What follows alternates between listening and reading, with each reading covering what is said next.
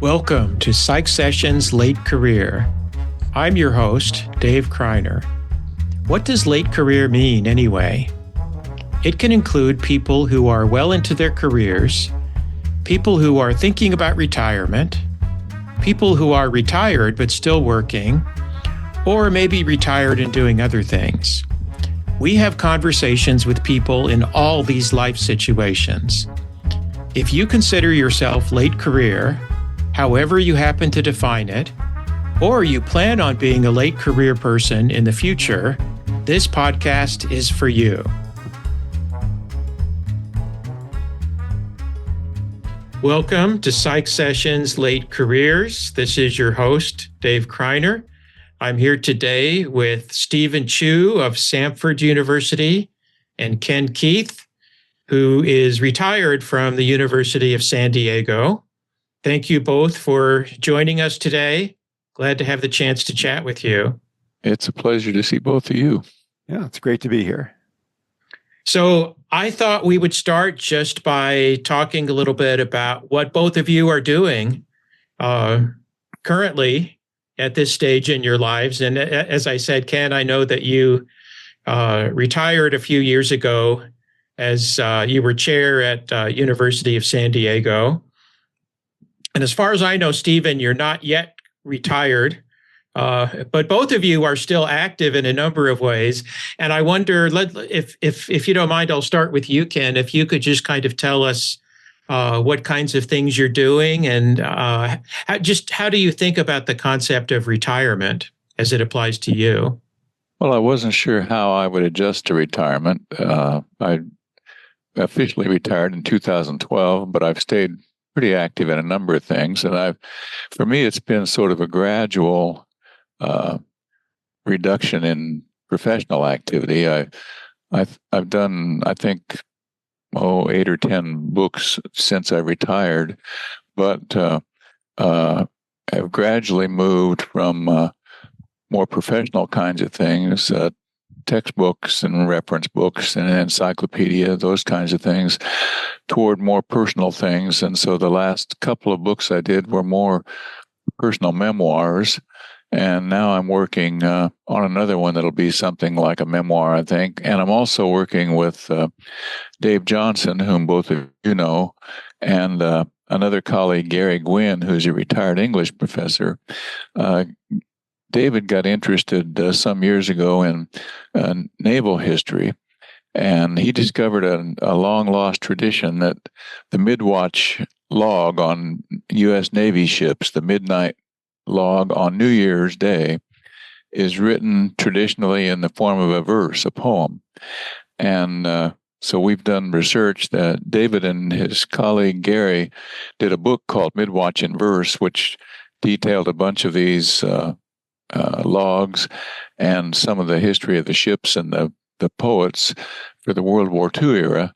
And they asked me to join them, and the three of us now, we've read, I suppose, about 10,000 poems from the 50s through the 70s, and we're working on another, what will probably become a book project, detailing various aspects of these poems. So over the years, I've sort of moved from psychology books to other kinds of writing, and I kind of gradually have moved out of activities like STP and other professional things, and focusing these days more on personal sort of interests of other sorts. So it sounds to me, Ken, like you are still perhaps as busy as you were before, but with, as you're saying, less professional activities. Although, I mean, to me, I understand what you're saying, less professional in the sense of less associated with the types of things you did as a professor and as a department chair. But would you say that's accurate, that your days are really pretty much as full as they ever were, but it's just that you're choosing to do different things with them? I think that's a fair statement. We, both Connie and I, are still pretty active, and some days we joke that we don't have time to be retired because we're too busy. I do continue to edit a series called Elements of Psychology and Culture for the Cambridge University Press, but that's not terribly time consuming, and that keeps me in touch with interesting people in the field, and I enjoy that. But you're basically right. I've sort of gradually diminished the level of professional stuff that I do and moved more in the direction of personal interests and personal writing. Yeah, that sounds nice. Stephen, let's turn to you and kind of what you're doing at this stage in your career. And one of the things I like to ask people is how do they think about what late career means to them? I never want to attach a label to somebody that they don't want to attach to themselves.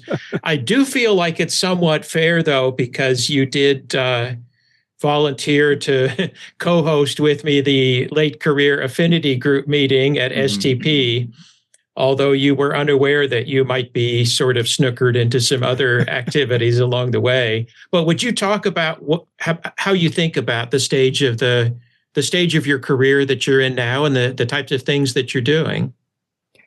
Yeah, sure. Well, I'm definitely late career if for no other reason than every time I do a preview day for our college, I get parents whom I taught bringing their college-age kids to look at Samford, and then every time I start a semester, I have one or two students who go, you taught my mother or my father, and things like that. So those are kind of inescapable signs. But I've got to say, the way I sort of finally looked at myself as like, well, first of all, I've been teaching since 1984, so 40 years, and that's late career by anyone's standards, I guess. But mentally, it shifted for me when I finally thought, I've had a full career that if I don't do anything else, I have done enough that I'm very proud of the students I've taught, the course I developed, the contributions. And now I'm just doing this for kind of my own kind of enjoyment. I still want to accomplish things, but I'm satisfied that if I retired, I would look back with integrity, to use Erickson's term, on kind of what I've accomplished. So that's so actually, just like what Ken said, I focus less on like Samford, on university related things, and I've turned my focus to more professional things that I've just kind of always wanted to do. So I've actually taken on a lot of more responsibilities instead of tapering off like a sane person would do. I've taken on like a book project. I finished the book I co-author with Doug Bernstein and Sue Franz on teaching psychology that came out in the new edition. I'm working on a general psych textbook, which is something I'd been interested to do but never had time to do. And I just thought, well, if I'm ever going to do it, I'm going to do it now. And that opportunity came. And I'm trying to develop a book with a longtime collaborator of mine. So all of these things are professionally of interest to me, but it's not tied to sort of the university service, which I did for a long time. And of course, I still continue to chair NITOP as well. So I think there is this kind of mental shift to like, how do I want to spend my years before I retire, just doing professionally satisfying things that I haven't really done before. I think, and I'm not smart enough to retire like Ken, where I actually have the flexibility to do these things. I'm still teaching, but I still enjoy the teaching a lot. So, and the students still seem to respond pretty well. Do you find, Stephen, do you find it particularly rewarding to be able to have the freedom to make those types of decisions about these various projects and not feel the pressure of meeting, particular expectations within your institution?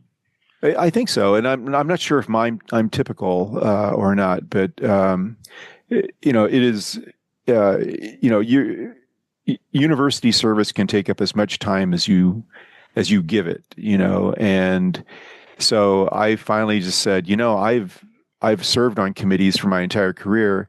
I deserve not to have to serve on committees. So, I picked one, and this year, I hope my provost does not hear this, but I'm going to finish up a committee work on a committee that I think is very important for senior faculty, the faculty development and evaluation, tenure promotion, basically, which I think senior faculty really have an obligation to be a part of. But I'm chairing that, and after this year, I'm thinking, I really don't want to. I think I've done my part, and I don't really think I need to do any more university service, and I'm going to focus on the professional things that I really want to do, and I think I'm senior enough that I can get away with it. Maybe that's part of being a late career person. That certainly makes sense to me. And your comments, Stephen, sort of bring to the surface for me. I have this sense with myself, and I wonder how each of you feel about it.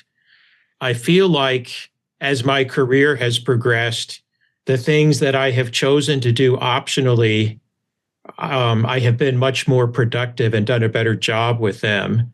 So when I think about when I was starting my career and I was concerned about getting my contract renewed for the next year or getting through the semester and ultimately going up for tenure and promotion, once I got past different hurdles like that and I felt like I had more freedom, I personally felt like I became much more productive than I was when I was doing things in order to meet a particular, career milestone. Does that make sense to either of you? It does to me. I was very fortunate early on to be influenced by something that B.F. Skinner wrote. He, of course, never knew that it influenced me, but he wrote at some point years ago that he had never done research or written articles in order to publish rather than perish, but that he had instead conducted research and written research papers in the same way that he had written poetry and played music and those kinds of enterprises. And to me, that made a lot of sense. And I tried to follow that rule as I moved through my career. And so I'm very fortunate to find things that I was excited about doing that sort of made promotion and tenure and those sorts of milestones incidental to this stuff that I was doing. It's so painful to see young people who try to desperately find some sort of thing that they can do that will get them promoted or published when it's not really something that they're passionate about. They feel it's an obligation. And I've been very lucky to be able to pursue the things that interested me and let those other milestones be sort of incidental. And as I got older, like Stephen, it became easier to do that because you feel like you've paid your dues and you get enough gravitas that people sort of pay attention to what you're doing and let you do what you want. And that's, of course, a normal aspect, I suppose, of aging. If you stay active, I've seen too many people, I guess, who achieved tenure and then sort of retired early. I guess I never would have been happy doing that. Yeah, I feel like we do a better job at the things that we choose to do, that we don't Absolutely. feel pressured to do. Stephen, what do you think?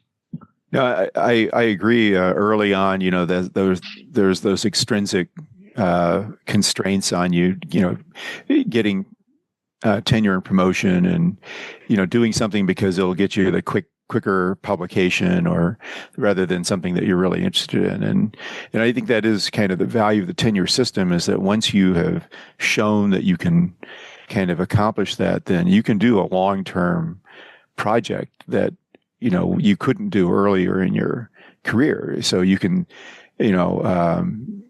develop. So like I've been doing a lot of research on student trust in the teacher. And I've been, I looked back then, I've been working on that for 5 or 6 years now. And off and on, obviously pandemic put a crimp in that as well. But that's not something I could have necessarily done as an assistant professor, where I needed to have something on the annual,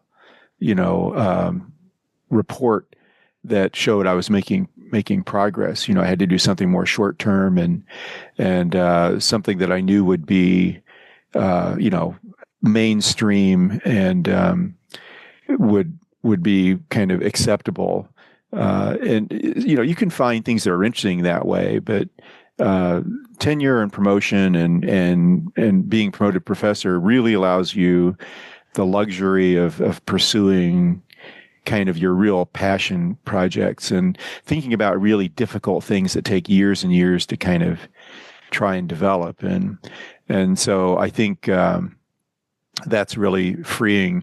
But I also resonate to what Ken said about, I was a department chair for 24 years, and I know Ken was a department chair for a long time too. You also see faculty who go the opposite way, where it's like, okay, nothing, now I can just kind of phone it in from here on out. And I never would want to be a professor like that. That's the time to get out, when you start to shortchange the students on the quality of the classes you're offering.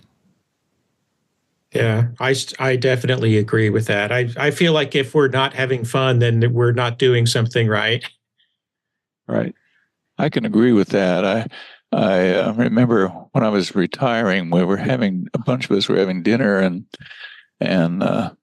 somebody asked me to comment on some aspect of my career or something. And I said, well, Lou Gehrig famously said that he was the luckiest person on the face of the earth. And I said, I wouldn't want to be correcting Lou Gehrig, but he, in fairness, never met me.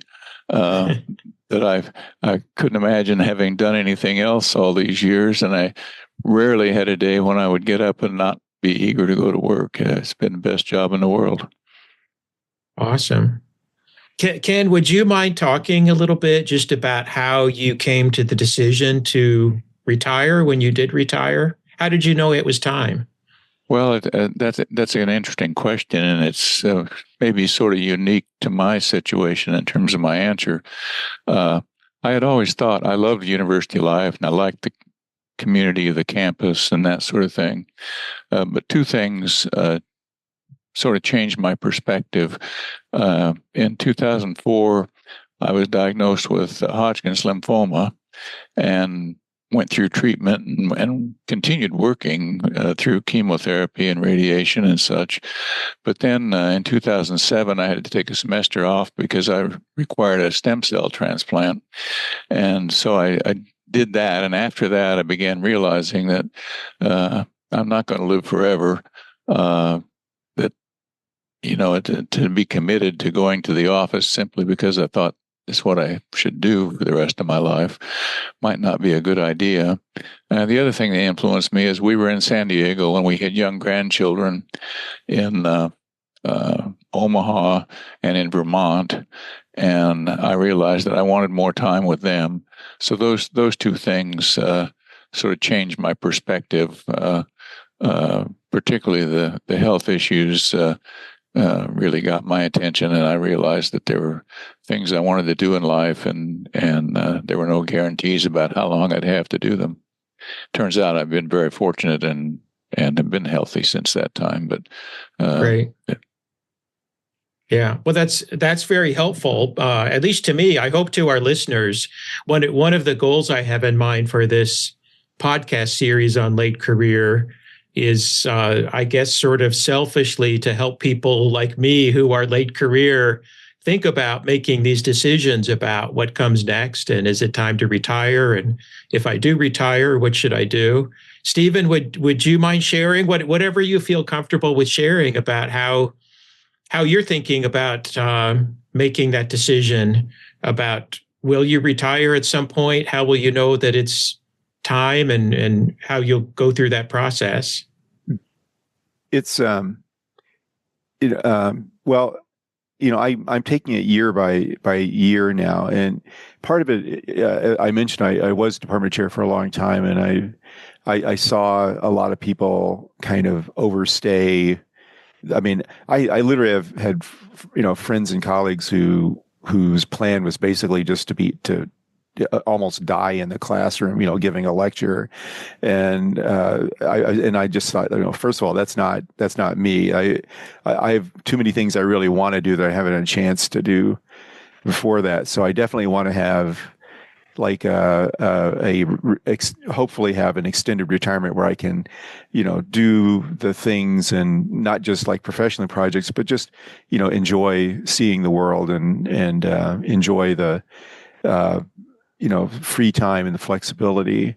But I also, didn't want to overstay my welcome. I swore to myself early on that, if I would never do this for the paycheck. I'd never do this because I needed just something to do. If it became clear that the students weren't benefiting from my presence, and someone else could do a better job than me, I was going to get out. And so that I still am hoping that I won't.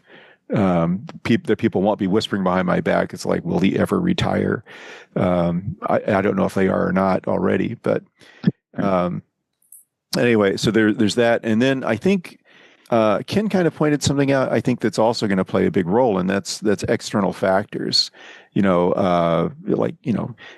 Seeing your grandchildren, and illness, something like that is probably going to. I mean, I've seen a number of people retire, and a lot of times there is some sort of extrinsic factor where they want to spend more time with family, or they have to change their focus. A spouse is ill or something like that, and I suspect that plays a bigger role in retirement than we like to think about. We like to plan these things out, but oftentimes I think there's extrinsic reasons, and you're in a position where you can retire, and I think that'll also be part of it as well. One thing Stephen says that resonates with me is not doing it just for the paycheck, and it makes me think of many conversations I had with an old friend, the late John Walker, who was a philosophy professor and a blues and folk music composer and performer who's well known in the area here.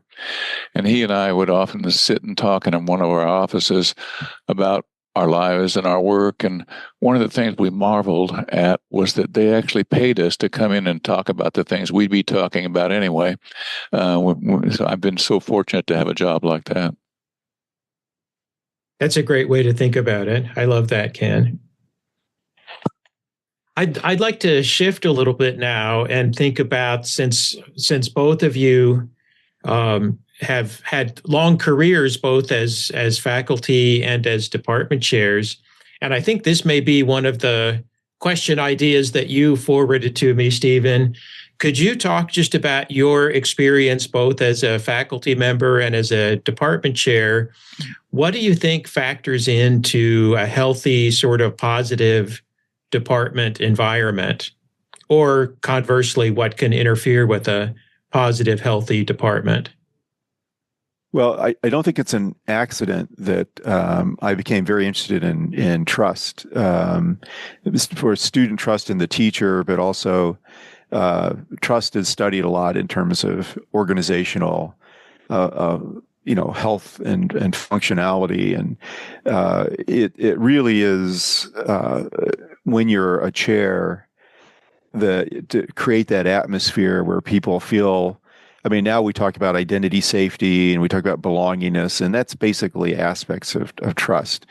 And now I look at teaching in that same way too, where a student may feel like they can say things and they can express opinions in my class that maybe they can't in other environments. And so I think that's also true for a really healthy department where people aren't afraid, that they should never be afraid to like bring up points and objections. And so it's creating that atmosphere, I think, is really critical. And I think back to when I first took this job. Took the job as chair. I came in as chair here, and the department had languished for years, and the curriculum was obsolete, and the students were not engaged, and so and there were faculty here. They'd looked for 3 years for a department chair, and when I kind of laid out my initial plan for curriculum reform, they looked at me and goes, okay, that's what we'll do. And I said, no, you're actually supposed to ask me questions about things. You're supposed to raise objections. And this was different from what they were, they were used to being told, this is what we're going to do. And that's it. And so that's the kind of atmosphere I try to create. And that's the kind of atmosphere I thrive in. I've had, some administrators who are very authoritarian, and it's just never a healthy environment to me.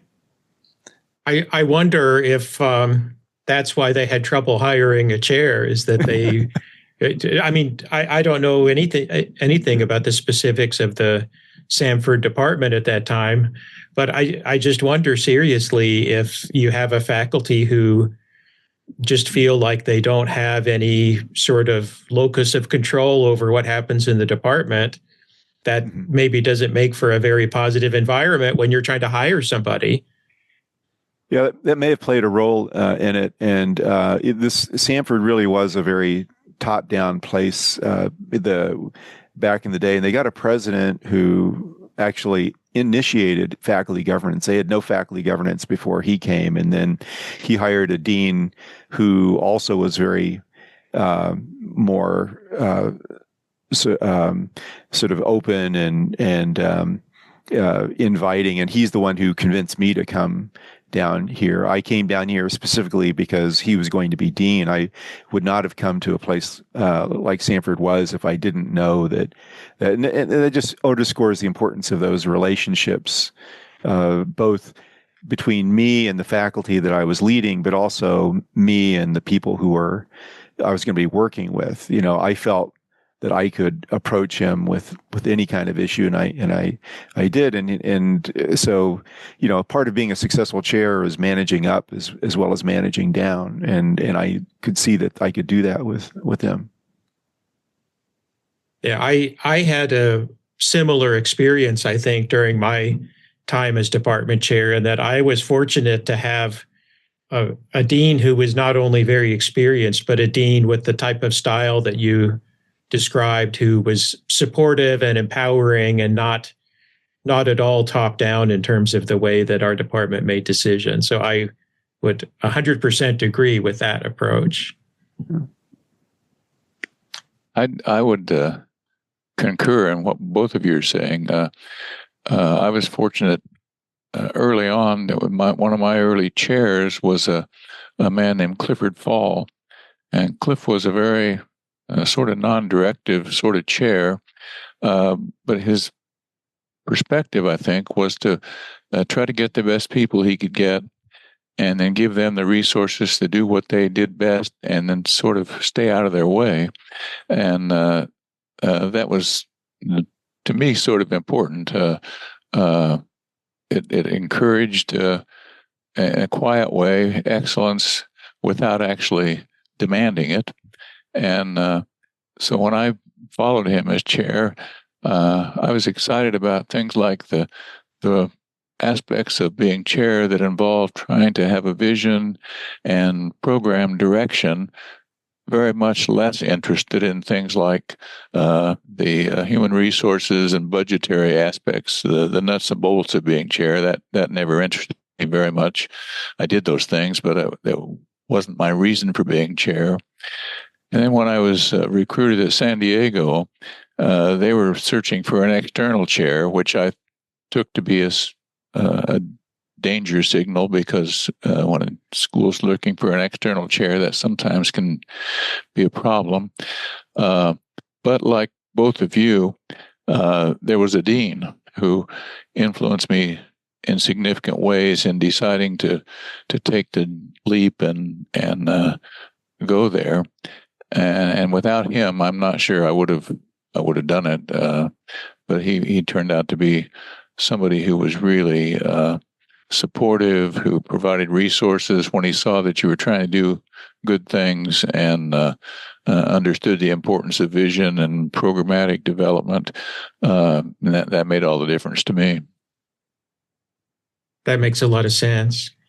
Let's chat about teaching a little bit if we can. Could each of you share a little bit about how your teaching changed, or if it changed in terms of your style and your methods over the course of your career? Ken, why don't you go ahead? Okay. Well, when I got my first opportunity to teach when I was 20 years old in a master's program, and some of the students were older than me, of course. And what I did was to do my best to have good lectures and try to be entertaining as a presenter. And over the years, I began to realize that you don't really teach anyone anything. If you're effective, you arrange environments where people can learn. And that was probably the biggest change over the years for me, was recognizing that I didn't have to have all the answers. I didn't have to be an entertainer. That it was important to try to arrange environments where students could find their way, and where they could learn how to think for themselves and how to find answers for themselves, and to become willing to say, and in response to a question, I don't know, but let's see if we can find out together. And so I think fairly early on, I figured out that being a highly directive teacher wasn't perhaps the most effective thing to do. And over the years, I published and supported many students in presenting and such with students. And that became important to me. Absolutely. I think Ken's absolutely right. I think that's what every really good teacher realizes, that you don't, just because you say it, the students don't learn it. And what's really important is creating that atmosphere where the students can basically create their own, discover and create their own knowledge. And you're a resource there. And like everyone coming out of graduate school, I had that graduate school mentality. I have to cover everything. I've got to say it technically correctly.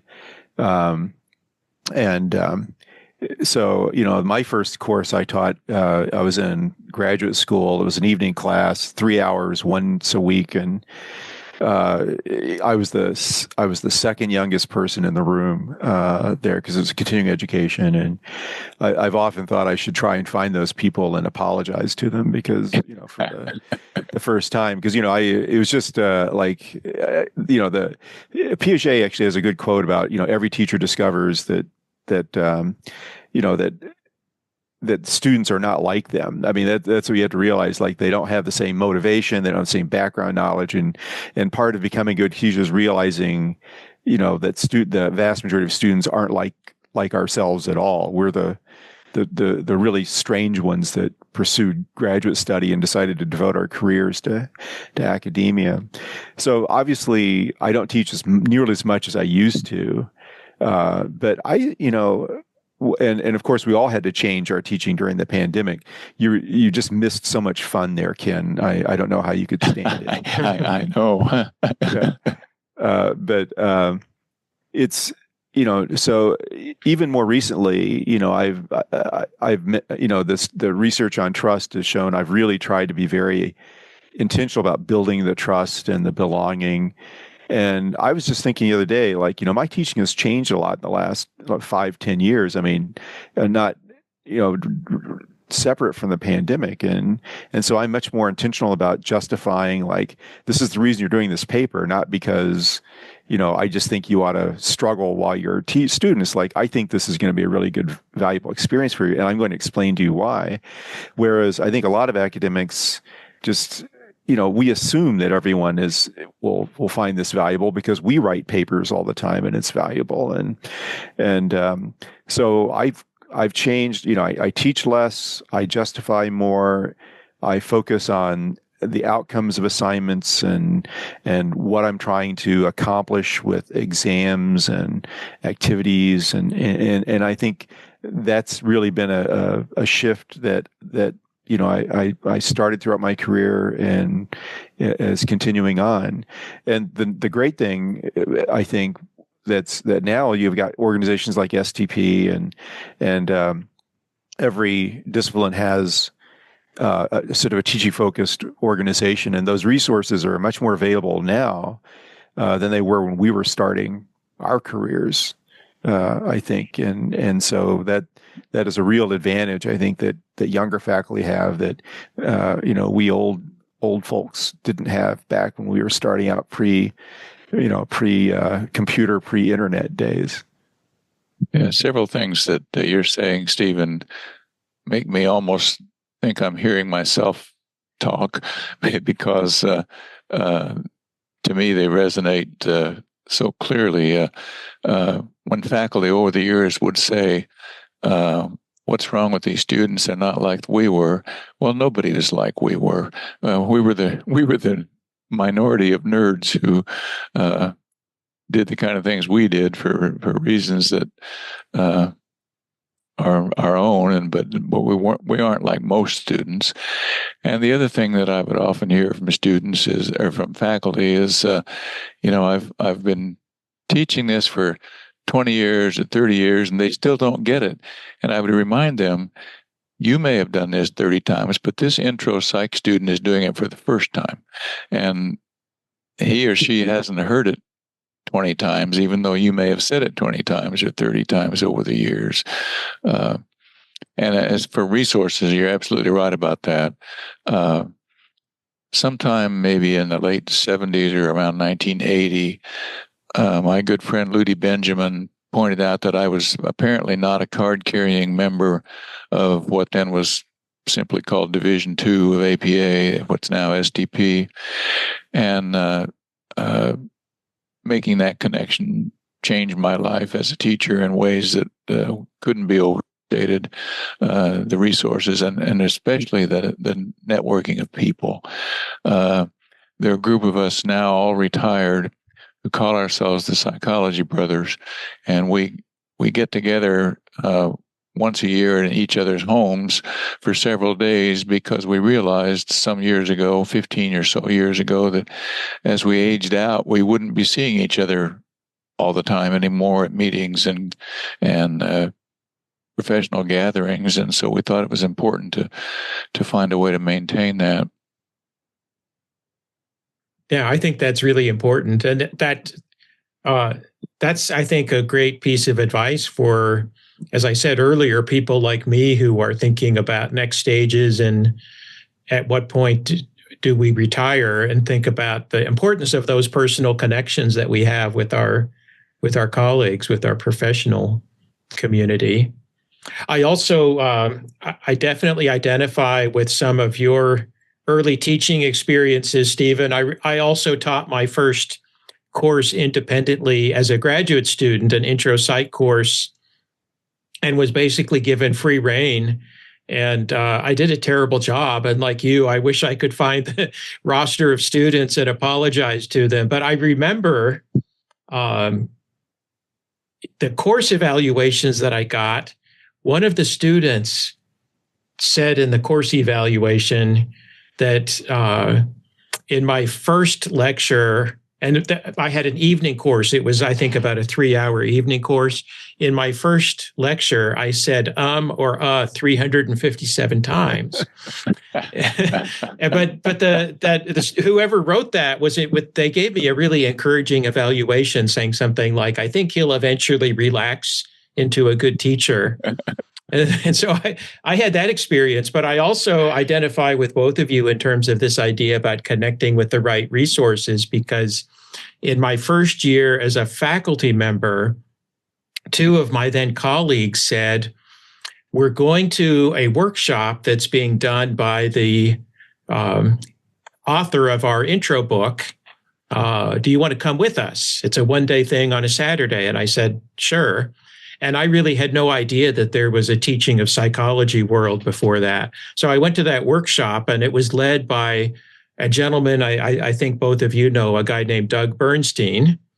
And that one event did two things for me. One is, one of the pieces of advice that Doug gave is you should do something fun every day in class. And it sort of sparked the idea in me that that teaching is not just about transmitting information. It's about that sort of emotional connection and sharing the excitement. And it took me a while to develop those skills, to figure out how to do that. But the other thing is, it made me aware that there are other people who,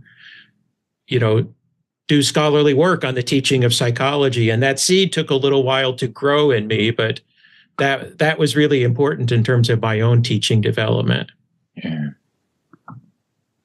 Actually, I may have, Doug's done a lot, but I very clearly remember when I was early career in my first institution, I also went to a one-day workshop that Doug ran, and I didn't use his textbook, but it was at another school, and maybe they used it, and they just invited anyone to come along. But not only was it Doug, but it was the first time I ever saw Jane Hallinan, who also gave a talk, and I thought, wow, she knows what she's talking about. And little what I know, that all these years later, both Doug and Jane would be, good friends of mine.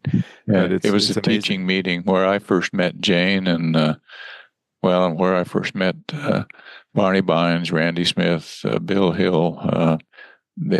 All these are connections from teaching conferences. Mm-hmm.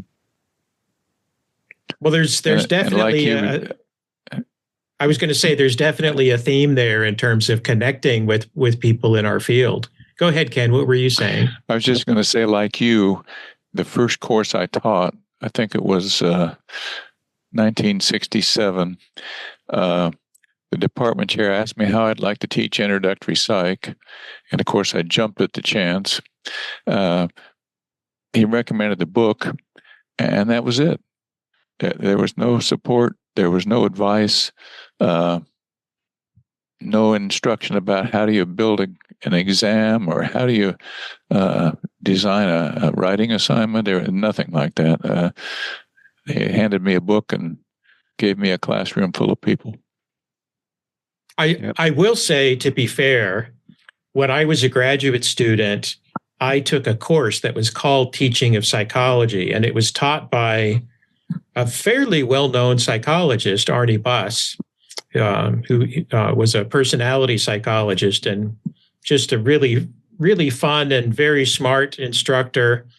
And when I started teaching, for some reason, I totally set aside everything that he taught us in his teaching of psychology class. And over the years, it was a process of me sort of slowly rediscovering, as I made mistakes and figured out how to course correct, oh, this is something that Arnie actually told us. And I wish I hadn't remembered that up front.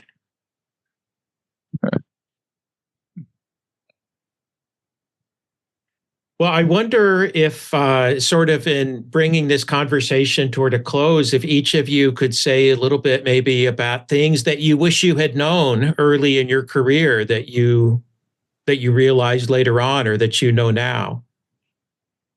What would be helpful if you could speak to the early career version of Ken Keith or Stephen Chu? Yeah. Go ahead, Ken, if you want. Well, let's see. What would I say? I think one of the things that I would say is young faculty shouldn't underestimate their immediate colleagues.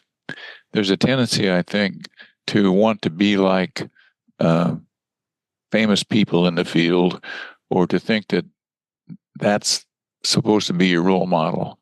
For me, some of my best role models were colleagues, some older than me, some my age mates, not necessarily famous people, but solid thinkers, solid teachers, solid writers, and to learn to accept that the people around you are competent, that they can be compassionate, they can be great teachers, whether or not they're famous. I think there's sometimes I remember saying to students at some point that early in my career, I thought I'd be the next B.F. Skinner or something like that.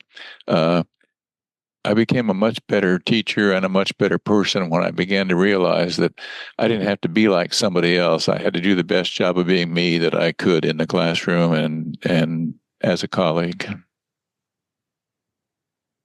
I think I wrote long ago, I wrote an instructor's manual, and it was like an advice to new teachers. And I think my advice was, in teaching, especially at the beginning, you got to let the high times carry the low, because you're going to have some low points. I mean, things are just you're going to try, you're going to fall flat. I mean, and basically you just have to, learn from your mistakes. And it's sad that students, have to go through those mistakes in a sense. But on the other hand, as you become more experienced, it's those students are benefiting from your experience. So, every course is like an experiment or experiential, learning about getting better. So, and sometimes things are just going to go south on you, and you're going to have a class that just falls apart, or a group that just does not get along, a student that just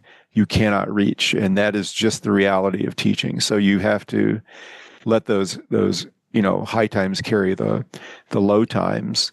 Good advice.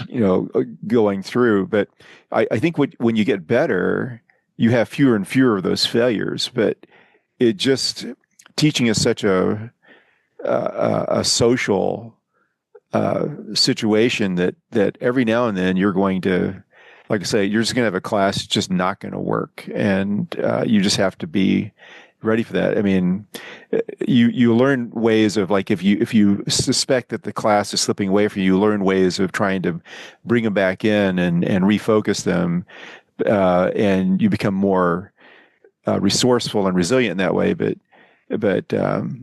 it's. I just remember talking to a younger colleague one time, and I was I was very senior, and I just said, boy, I had a really bad experience with the general psych class. I said, and that just happens. I did everything I could, and it just, and they were so relieved that, that this actually still happened to, seasoned faculty. And so, it's just like, no matter what you do, sometimes things are just going to go. I mean, you should do everything you can, but every now and then things are just going to go south on you. And that's just the way it goes. That's maybe that's not true of you guys, but that's been my experience. Oh, definitely true of me. Yeah, me too. And you used the word resilient, and I think that's an important word for any teacher. To realize that there'll be highs and lows, and there'll be good days and bad days. And an old friend of mine, Bill Clefcorn, was the Nebraska state poet for many years, and in one of his books of poetry, he has a line that I've always remembered, and it's to say that there's always the rock is not to forfeit the harvest. There'll be tough times, but you still will have the harvest. That's great, and I think maybe that's a good note to end on. So, thank you both for making the time to chat with me today about some of these late career and retirement issues. It's been fun, but it's also been edifying for me, and I'm sure it will be of use to many of the listeners. So, thank you both for your time today. It's been a pleasure. It's a pleasure for me. Thank you, David. Yeah, it was great. Thanks, Dave.